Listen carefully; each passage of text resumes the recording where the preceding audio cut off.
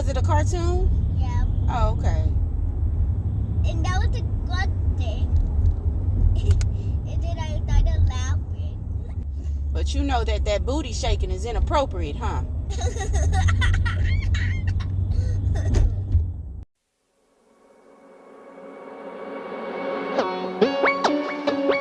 Go get it.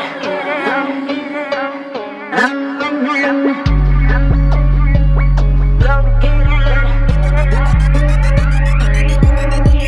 Me against me, guess who winning? I'm winning. I'm winning. Making money moves. Go get it. Go get it. I'm in business. I don't wanna struggle, so I hustle. I go get it. I save my money now. I stack it high. Touching ceilings. Touching ceilings. Seen the lowest of the lows, and still I rose. Well, these early morning drop-offs be grueling. Ooh. Drop-off is an hour long. But that's the price I'm willing to pay to make sure that they are in a school that I feel like is conducive to their growth. Keeps them out the way. They ain't got no transportation yet. I don't think they gonna have no transportation this year. So I was watching Tyler and Zoe with the freckles in there, and then there's like dancing, and then we're taking their booties. Ew. And I just put stuff so I can go to the next video. So that way. Who was shaking their booties? Yeah. Who? Frankies. Was it a cartoon? Yeah. Oh, okay. And that was a good thing. But you know that booty shaking is inappropriate, huh? There's no booty shaking. But it's appropriate and cute. But it is appropriate. It's cute. It's hilarious. When It's they shake their hilarious. butts. Not the There they go. The other one back there.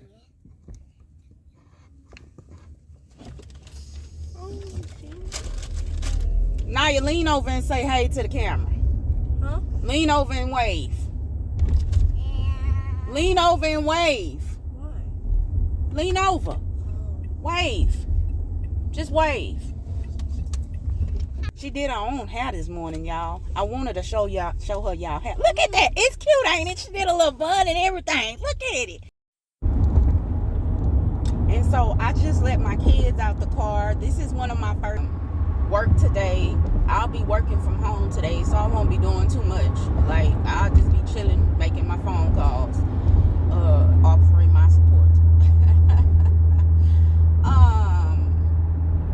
I just talked to my child's therapist, and she just let me know that she's coming up off of the platform that I found her on, and so I'm probably gonna have to go ahead and I'm gonna keep her as a therapist. So I'm probably gonna have to find her outside of the link, the website that I found her on. I'm gonna have to find her off of that platform and find her on her own website and book her so that my kids can continue with their therapy sessions, because we need therapy, baby. We've been traumatized, all of us, except for maybe the 4-year-old. She probably ain't got too much trauma. She's just been running the goddamn show. This is her show, basically. Everything I do is, it just revolves around her, them, the kids, period. Like, I ain't got no life.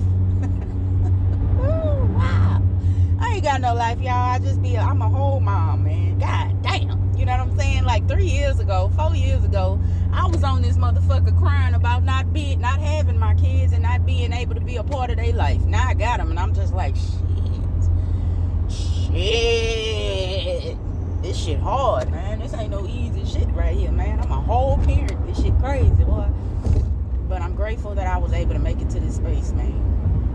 Grateful that I was able to make it to this space where I'm able to provide a stable life for my children. Like 3-bedroom, 2-bathroom home, nice little old car, nice great job that allows me to be able to afford my children. You know what I'm saying? Afford to live. I can afford to live. There's a lot of motherfuckers can't even afford to live right now. Shit crazy, man. But yeah, I was struggling with parenthood too. I still struggle with parenthood. Baby, before I came out that house, if you heard her, she say, you had us sitting in the car too long. I send their ass out of my house and make them sit in that car, and I sit with myself for about 10 minutes before I even get in the car. What? My son? Oh Lord, have mercy.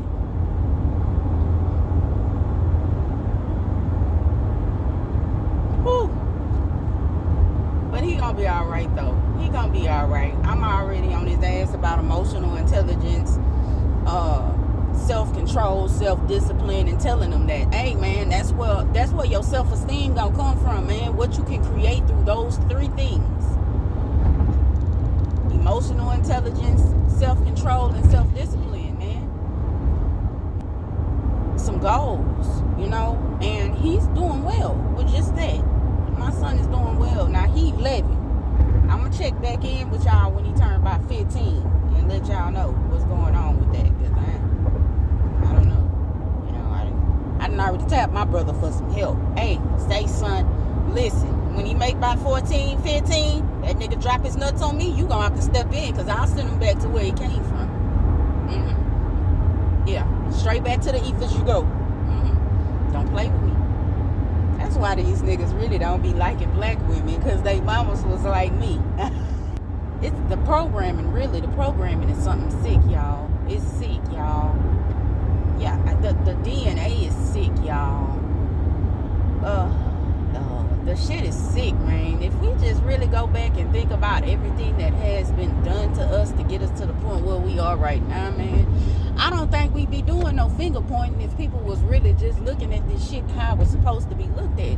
That's how I know ain't nobody looking at this the way it needs to be looked at, because we still blaming each other. Man, I ain't not doing that shit. I'm not just to point at nobody. I'm not pointing, because I done did enough self-reflection to understand and know that, oh, this is a bigger, deeper issue here. Okay? Very bigger, deeper issue here. It's not just you. It's not just me. It's not something where we can just say, oh, you're the problem. It's not that kind of problem, y'all. That's why I don't want to be on my channel talking about relationships. That's codependency. At this point, everybody that want to be in a relationship at this point are codependent.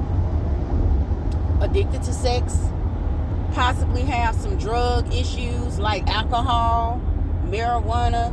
You know what I'm saying? Like, everybody that want to be in a relationship right now are codependent people. And if you can hear somebody blame somebody else about their life not going right because they're not in a relationship, that's codependency. Codependency is an addiction to people in relationships. A lot of people that are codependent experience limerence. A lot of people that are codependent experience trauma from relationships based off the fact that they're entering relationships for the wrong reasons due to the codependency. A lot of people that are codependent do have other addictions. So they'll enter into relationships trying to get somebody to support those addictions. A lot of codependent people are narcissistic.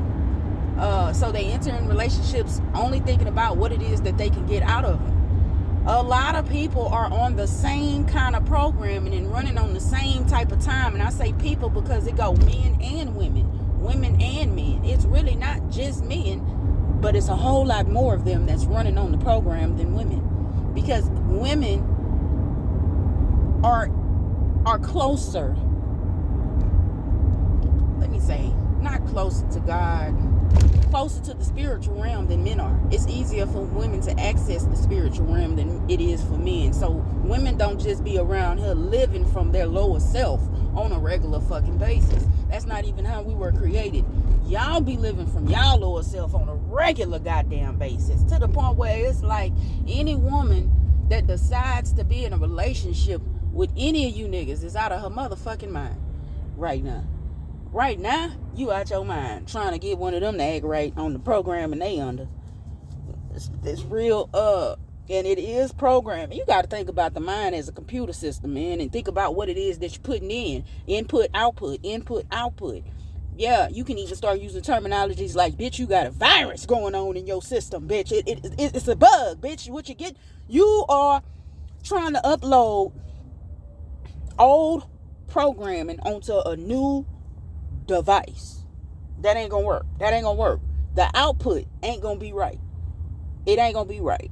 It ain't gonna be right. And we are still trying to use old ideologies in a new world, and we don't understand what's happening. We'd all have to stop and take some personal responsibility and really look at what's going on around us for us to actually get somewhere. But nobody's willing to take personal accountability. They're just looking at shit for what it is. I'm an observer, bitch. Call me the oracle. I walk around that bitch with cookies. Thought I was slow, huh? Nah, nigga. I'm autistic, nigga. On the high end autistic, nigga. But what that really means is I'm indoctrinatable. You can't indoctrinate me. I don't run under a specific type of programming. I'm running under them all, actually. As a high functioning autistic person, I'm functioning under all of the programmings. I know I can see all of the different paradigms. I know all of the subcultures. I know that there are subcultures within cultures within cultures. I understand that there are world within worlds within worlds. I shit y'all not, man. I'm tired. Ooh, man. And I tell you, my life, it has not, well, yes, it has, man. This shit has really affected me adversely. I'm not going to speak on, what I will say is, one, you can't fight for the people and the corporations at the same time. You can't fight for the people in the system at the same time. It ain't possible. It's just not possible. That's what I will say.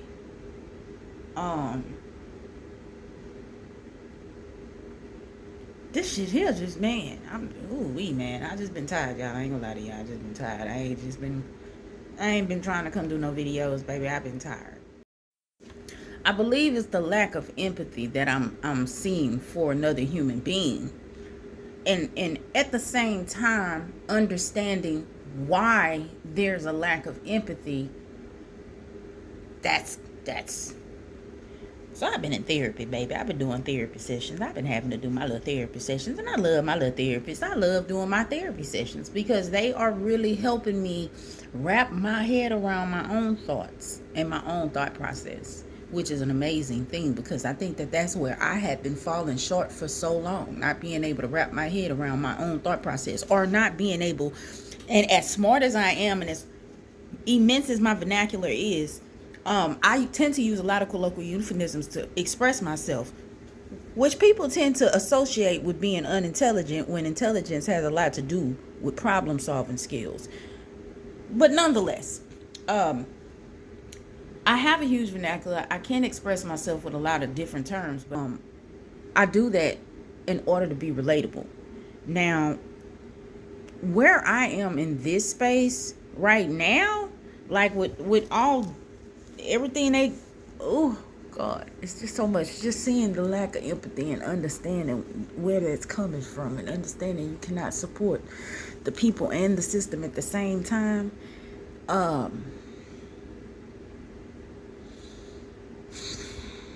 It's disheartening. It really is. It's been a disheartening experience to really see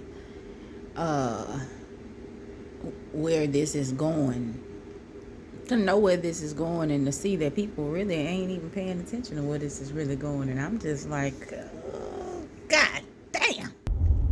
Just recently, I have just been watching how everything has just been unfolding in the world. And I kind of just been chilling, like taking a lot of PTO because, woo, shit. It's a lot. It's a whole lot. God damn. So I just been chilling, really drawn into myself, honing in on my spiritual gifts, really honing in on communicating with my ancestors and really showing them how grateful I am for them continuing to keep their hands on me and for them continuing to protect me and provide for me. Absolutely. So that's kind of what I've been doing, really focusing on parenthood, and it's Christmas time, so I just been really getting shit together for these kids. It has really hurt my feelings. But the thing is, my personhood is not attached to any corporation or anything outside of myself. Like, my personhood is just that. My person in my hood. I don't attach myself to things because I understand that shit change. And when shit change, you don't want to be in a position where you've lost your identity because you lost a thing or something. You know what I'm saying? Like, I don't ever lose my identity no matter what I go through. And I think that's one of the best things about me. I think that's one of the things that I admire the most about myself. I don't lose my identity. I'm talking about, I be out there in the streets. Shout out to Sunnyside. Shout out to Dead End. Using my real name. I didn't have shit to hide. I wasn't out there. I wasn't faking and shaking or none of that. And that's one of the things I appreciate the most about me while I was in my addiction, because that is one of the things that made it really, really easy for me to come back out. I'm not saying that it's easy to come out, but it did make it a lot easier because it wasn't a lot of layers. It wasn't a lot for me to unlayer. I hadn't built these different personas in order to protect myself out there. I just feel like that's important because there are girls right now getting ready to go through what I went through, and what they tend to do is create these different personas in order to protect who they truly are, when really you need to step in the spirit out there. If you gonna go out there as yourself and be honest. Be truthful. Don't play no games. You know what I'm saying? Because games is what get people hurt. Playing games is what get you killed. Be honest. Be truthful, man. Be yourself. Be authentic. Even no matter what you're going through, be authentic. It's your authenticity that'll get you out of some of the most difficult of situations. It's when y'all start living from the ego, y'all start getting all these goddamn problems. Motherfuckers so attached to the ego now, though, you don't even know what the fuck the spirit is. Oh man, the spirit is that being inside of you that's always disappointed every time you do some fuck shit. That feeling that comes inside of you every time you do some fuck shit, that's your spirit. That feeling where you feel like you ain't shit, or you start feeling like don't nobody like you, don't nobody fuck with you after you do some hoe ass shit. That is your spirit talking to you. That's your spirit trying to tell you we can't just be fucking over people, because we are the people and the people are us. We are one. No, we are not the same. I didn't say we was the same. We not the same. We all got different functions. It's like the eye can't be the brain can't be the ear can't be the nose, the mouth can't be the heart can't be the feet, but every part of your body got a goddamn function. Every part of your fucking body got a goddamn function. And if it don't play its role, the body don't work right. Y'all don't see how we fucking each other up trying to talk about each other for being different. We don't see how we fucking ourselves up when we fuck over other people. Man, this shit get deep. Man, this shit get real deep, bro. I just keep saying stop fucking over each other, but at the same time, the systems that they got in place right now, whoo, shit. Like I keep saying, the systems that's in place right now were created to do exactly what they doing right now. The only way we have out is to love each other, like on some real different type shit. Like, now I'm not talking about relationship love, because we all need to step away from that shit. We got the wrong goddamn idea about relationships. The wrong goddamn idea. And we know we got the wrong idea because the results we get, the results not resulting. We can look at the results and figure out we believe in a lie about something. Something we believe to be true ain't the truth. You know? Shit. I don't know why we won't look at these results and call them what they is. Crack era results. This is the results from the crack era, baby. Crack was a biological chemical weapon, baby. I ain't never seen nobody get hit overseas with shrapnel and bullets and shit and come back after the war and get laughed at and talked about for going to war, or actually just getting caught up in the war. Like, that's crazy.